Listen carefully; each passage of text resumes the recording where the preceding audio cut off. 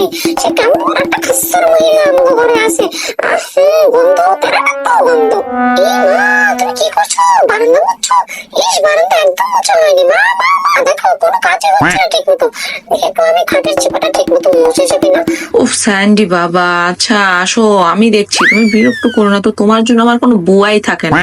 এর আগে থালা বাসনের বুয়াটাও তোমার জন্য চলে গেছে, এটাও কি তুমি খাবে? না মা, দেখো কোনো কাজও ঠিক মতো করছে না। আচ্ছা আমি দেখছি। এই তুমি এটা ঠিক করে করো, এটা ঠিক করে করো। হচ্ছে বাবা, দেখো। মা দেখো দেখো, ঘরের কোনাটাও ঠিক মতো মুছে নাই। এখন সে ডাইনিং রুমে চলে এসেছে। উফ মা, আমি আর পারি না, আমি দেখতে পারি না মা। এই ভালো করে সোফার নিচটাও মুছো নাই। কেন মুছো নাই? ভালো করে পানটাও পারলাই না। ভালো করে বাথরুমের কোনাটা মুছবে।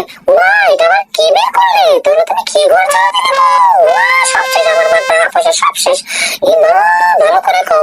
একবার কোনা কাঞ্চি সব ভালো করে মুছো। বাথরুমের কোনাটাও ভালো করে মুছলে না তুমি আন্টি। তুমি যে এত কাজে ফাঁকি দাও, আমি তো আগে যে বুঝি না। তাই আগে আগে তোমাকে না করে দিতাম আমি। দেখো আমি কিভাবে খারাপ হয়ে গিয়ে তোমাকে ধরবো। ভালো করে মুছো না। তোমার আর তো কিন্তু কোনদিন জানি আমি খেয়ে দিই আমার মার মতো। স্যান্ডি, বেশি কথা কইস না, তবে কিন্তু আমি একদম বন্দি করে রাখুন খাঁচার ভিতরে।